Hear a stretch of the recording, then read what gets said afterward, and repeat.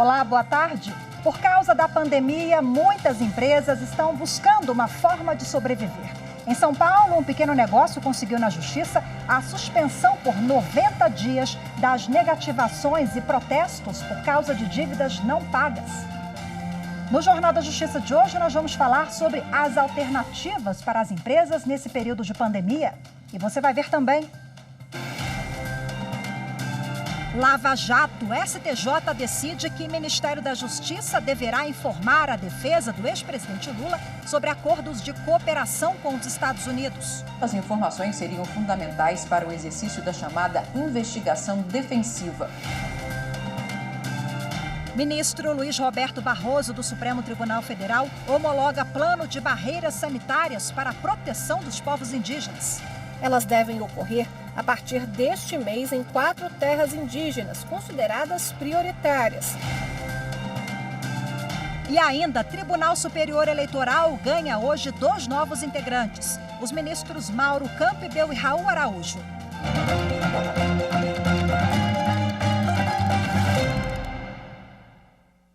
A ministra Rosa Weber, do Supremo Tribunal Federal, autorizou a abertura de inquérito para investigar 9 deputados federais e o senador Romário, do Podemos do Rio de Janeiro.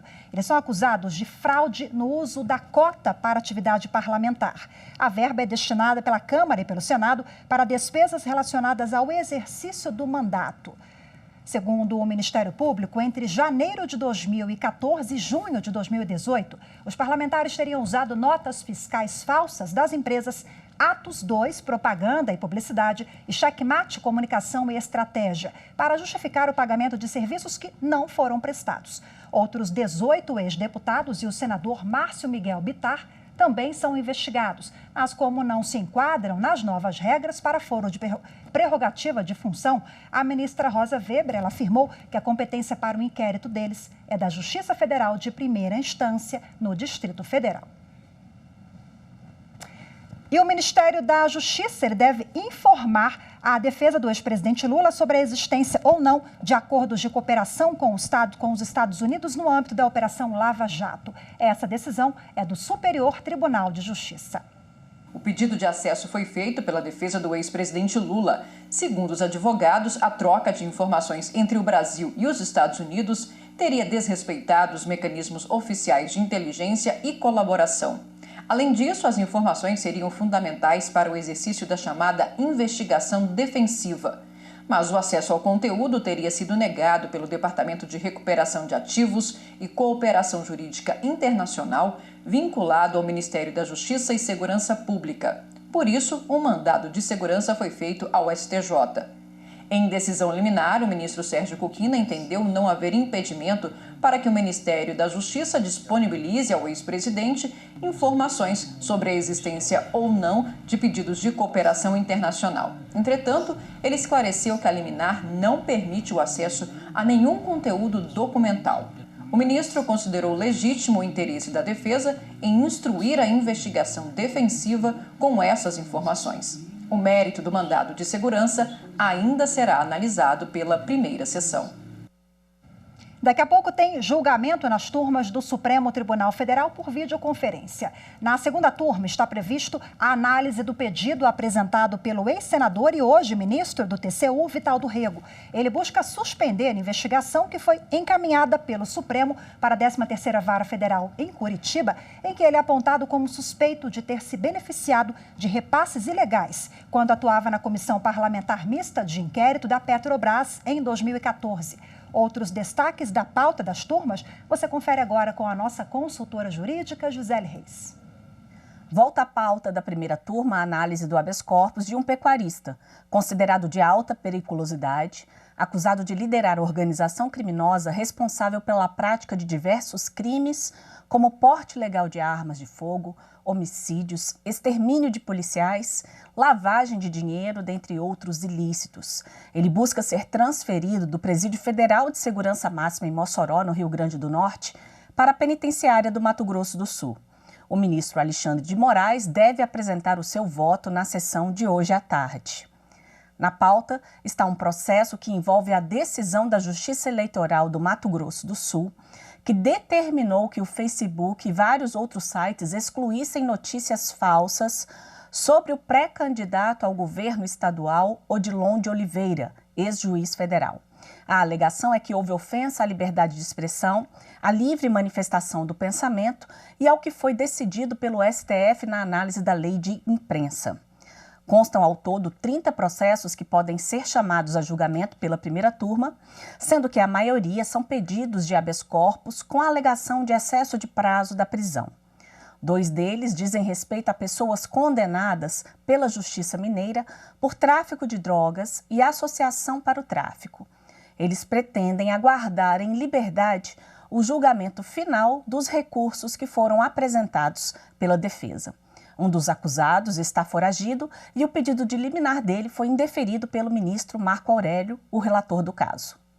Já na segunda turma, o ex-ministro da Indústria e Comércio, Marcos Pereira, questiona a decisão que encaminhou para a Justiça Federal em São Paulo investigação que apura repasses indevidos de valores da Odebrecht durante a campanha eleitoral. O Ministério Público não encontrou indícios de crime eleitoral, mas apontou haver provas da prática de peculato, corrupção e lavagem de dinheiro. Na ação, o ex-ministro tenta manter a investigação na Justiça Eleitoral. O julgamento será retomado com o voto do ministro Gilmar Mendes.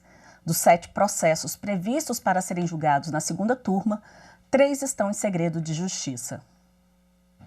E o ministro Luiz Roberto Barroso, do Supremo Tribunal Federal, homologou o plano de barreiras sanitárias contra a Covid-19 em terras indígenas. O Poder Executivo, no entanto, vai precisar fazer alguns ajustes no planejamento apresentado ao STF. Na decisão, Barroso concordou com parte do plano apresentado pelo governo federal, mas determinou ajustes nas datas de implantação das barreiras sanitárias.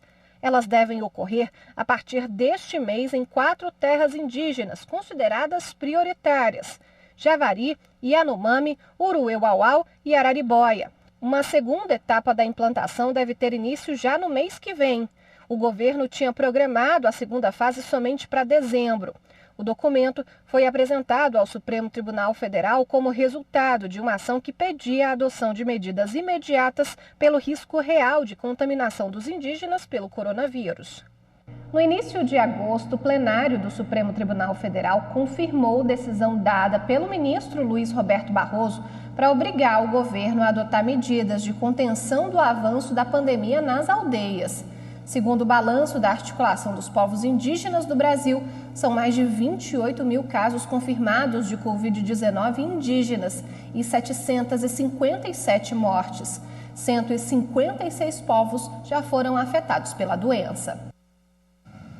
O presidente do Superior Tribunal de Justiça, ministro Humberto Martins, publicou resolução prorrogando a realização de sessões de julgamento por videoconferência até a véspera do recesso de fim de ano. O ato também estabelece medidas temporárias de prevenção à Covid-19. O presidente do Superior Tribunal de Justiça, ministro Humberto Martins, prorrogou a realização das sessões de julgamento por videoconferência até 19 de dezembro.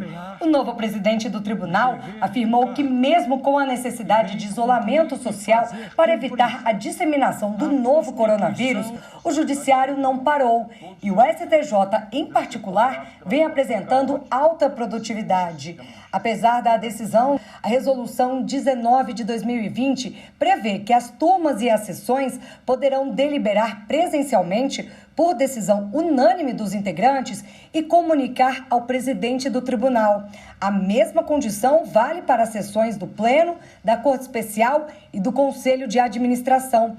O ato também estabelece medidas temporárias de prevenção à Covid-19. A sustentação oral continua no formato excepcional. Um tutorial preparado pela Secretaria de Tecnologia da Informação e Comunicação do STJ auxilia os advogados no acesso ao ambiente das sessões por videoconferência. O trabalho presencial retorna apenas em áreas consideradas essenciais e com limite de funcionários e servidores. Quem for do grupo de risco para a doença permanece no sistema remoto. Para acessar o prédio do STJ, será necessário medir a temperatura corporal, fazer a higienização das mãos com álcool em gel 70%, utilizar máscaras de proteção facial e respeitar o distanciamento mínimo de 2 metros em relação a outras pessoas. Está suspensa a entrada de público externo nos auditórios, na biblioteca, no museu e em outros espaços de uso coletivo.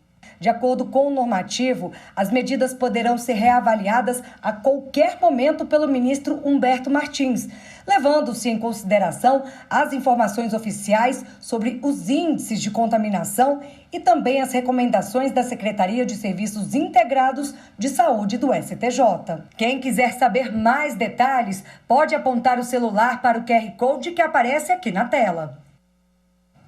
E você vai ver no próximo bloco as alternativas para as empresas sobreviverem em tempos de pandemia. Assunto para daqui a pouquinho, fique com a gente.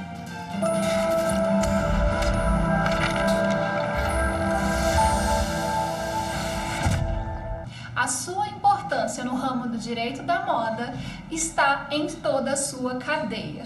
Se inicia na produção da matéria-prima, como numa plantação de algodão, os transportes dos materiais utilizando as rodovias até as fábricas para a produção. E, por fim, a comercialização dos itens para movimentar a economia. Todas essas etapas estão asseguradas da Carta Magna.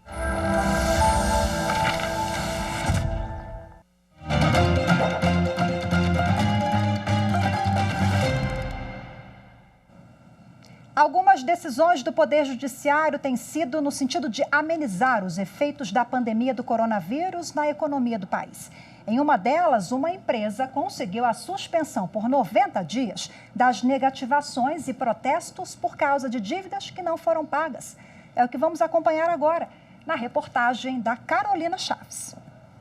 Algumas pequenas empresas e comércios fecharam as portas por causa da pandemia do novo coronavírus. Outras tiveram que se adaptar à nova rotina, teletrabalho, redução do horário de expediente ou até mesmo suspendendo os contratos para conseguir pagar as despesas. Mas nem a prorrogação de pagamentos de dívidas autorizada pelo governo federal, em muitos casos, ajudou. Este empresário, por exemplo, do ramo de serviços para condomínios, precisou recorrer ao programa de linha de crédito para microempresas afetadas pela pandemia. Mauro conseguiu um empréstimo de mais de R$250 mil para manter o negócio funcionando e até conseguiu empregar mais pessoas.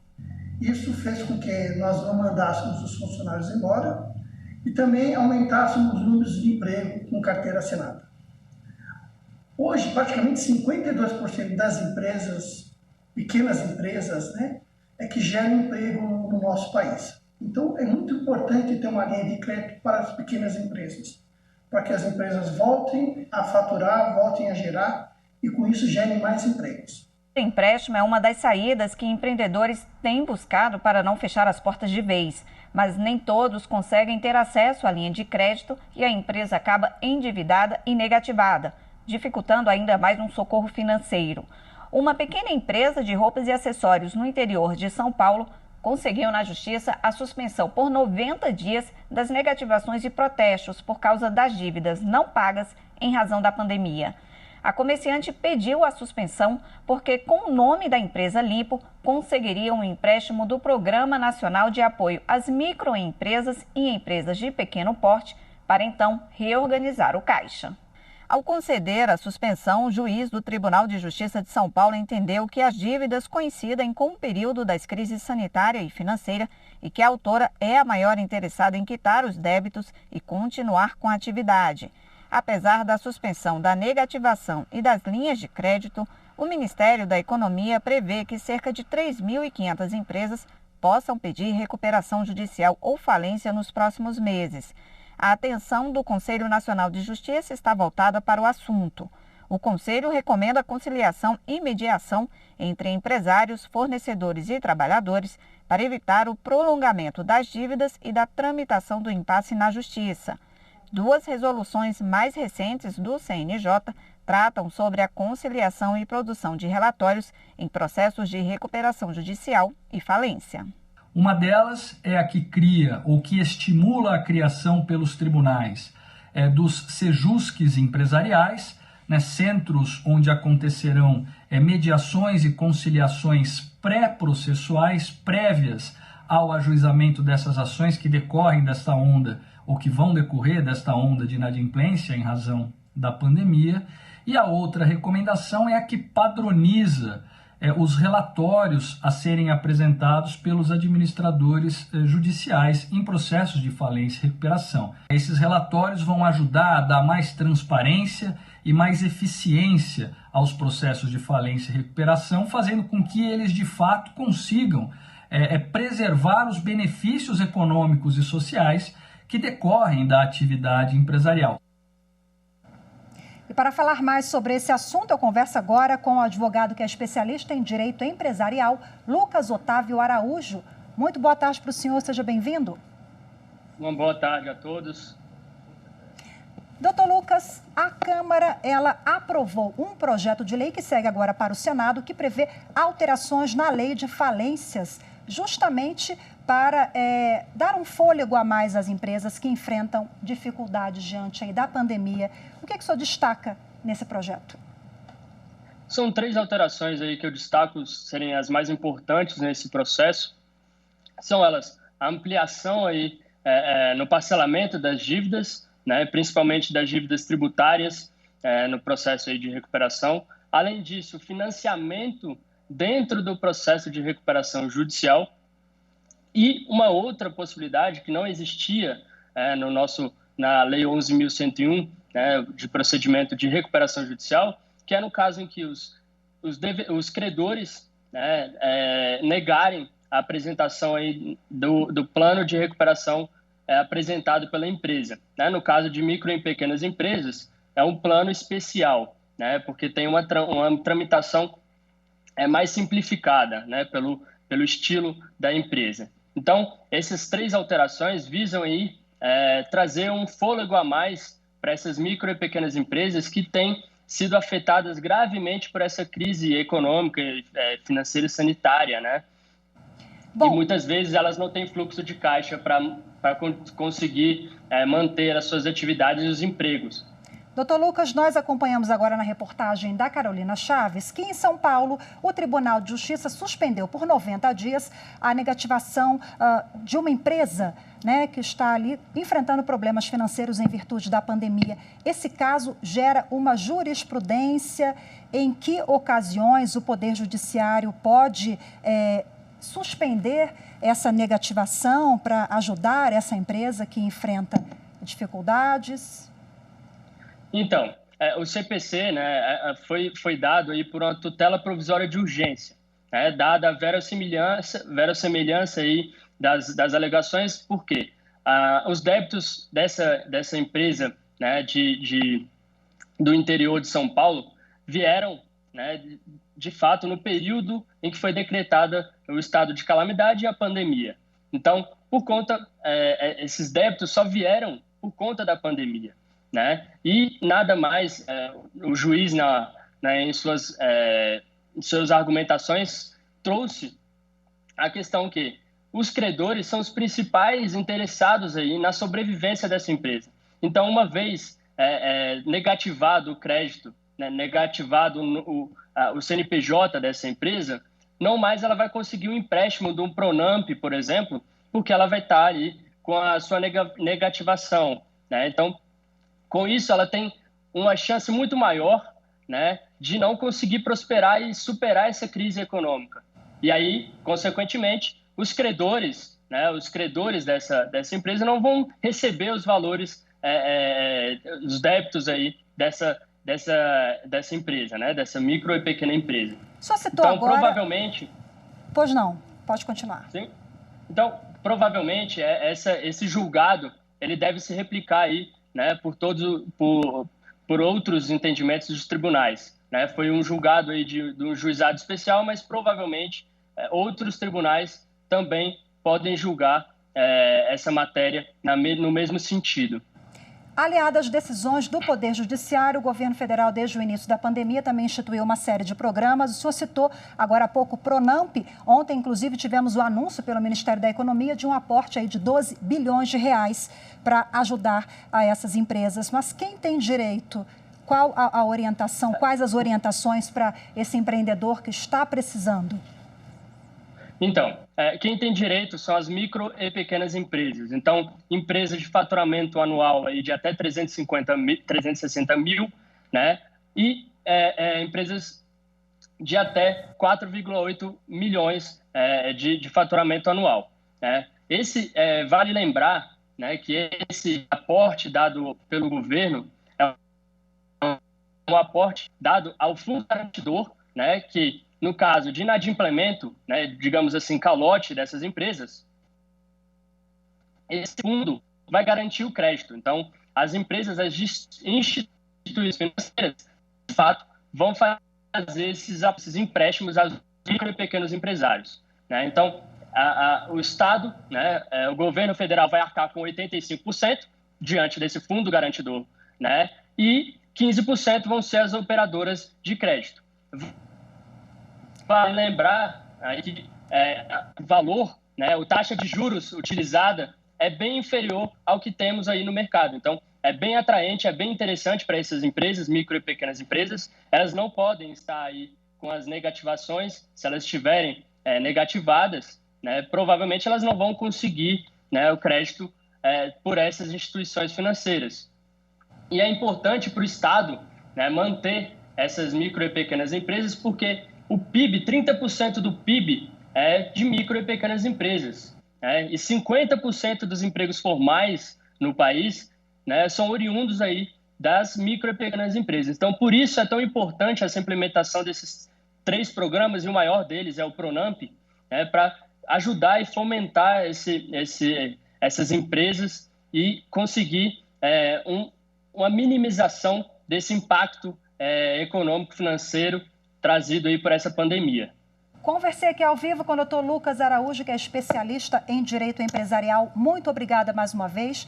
Boa tarde para o senhor. Obrigado. Uma boa tarde. E você vai ver a seguir, ministros Mauro Campbell e Raul Araújo tomam posse hoje no TSE. As informações no próximo bloco.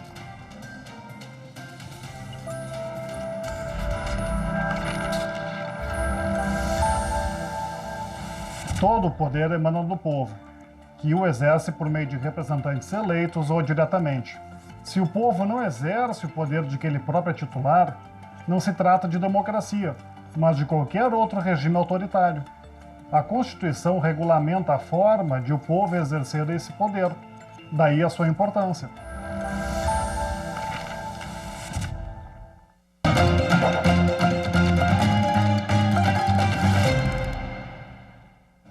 O Tribunal Superior Eleitoral vai ganhar hoje 2 novos integrantes. Vamos conferir o perfil do primeiro deles, o ministro Mauro Campbell. Ele será empossado às 6h30 da noite como ministro efetivo na vaga do ministro Og Fernandes. O ministro Mauro Luiz Campbell Marques tem 56 anos e é de Manaus, no Amazonas. Ele passou a ser ministro substituto do Tribunal Superior Eleitoral em agosto de 2018 e nesta terça-feira toma posse no cargo de ministro efetivo. Campbell é formado em Ciências Jurídicas pelo Centro Universitário Metodista Bennett, que fica no Rio de Janeiro. Em 2008, tornou-se ministro do Superior Tribunal de Justiça. 9 anos depois, passou a integrar a Academia Brasileira de Direito Tributário. O ministro Mauro Campbell já trabalhou como advogado, assessor jurídico, promotor de justiça, secretário de Estado de Segurança Pública, Justiça e Cidadania, procurador-geral de Justiça e corregedor-geral da Justiça Federal. Publicou diversas obras e artigos científicos. Campbell vai representar o STJ no colegiado do TSE. Ele assumiu a vaga do ministro Og Fernandes, que era corregedor-geral eleitoral e terminou o mandato no dia 30 de agosto. E quem também será empossado logo mais é o ministro Raul Araújo. Ele ocupará a vaga do ministro Mauro Campbell, que era membro substituto do Tribunal Superior Eleitoral. O ministro Raul Araújo Filho é de Fortaleza, Ceará. Aos 61 anos, ele passa a integrar o plenário do Tribunal Superior Eleitoral como ministro substituto. O magistrado é membro do Superior Tribunal de Justiça desde maio de 2010. É mestre em Direito Público pela Faculdade de Direito da Universidade Federal do Ceará, onde também tornou-se especialista em ordem jurídica constitucional. O ministro Raul também é bacharel em Economia. Entre as funções que ocupou, ele já foi advogado, corregedor-geral da Justiça Federal, membro suplente do Conselho da Justiça Federal, desembargador do Tribunal de Justiça do Ceará, procurador-geral do Estado do Ceará, promotor de justiça e professor. Raul Araújo ocupa a vaga de membro substituto do TSE, que era do ministro Mauro Campbell, agora membro titular da Corte Eleitoral. Araújo participará das sessões de julgamento do Tribunal Superior Eleitoral quando um ministro efetivo do STJ não puder compor o plenário. E na Paraíba, o Ministério Público Federal pediu à Secretaria de Saúde um parecer técnico sobre a possibilidade ou não de campanhas eleitorais nos 223 municípios que compõem a região. No documento enviado à Secretaria de Saúde da Paraíba, a Procuradoria Regional Eleitoral quer saber quais medidas sanitárias devem ser adotadas caso os candidatos às eleições deste ano possam fazer campanha de forma presencial. A preocupação é principalmente com as aglomerações. Além da Secretaria de Saúde, o MPF também pediu um parecer sobre o assunto ao Tribunal Regional Eleitoral da Paraíba. O objetivo é orientar promotores e juízes, incluindo partidos políticos e candidatos, em caso de ações judiciais.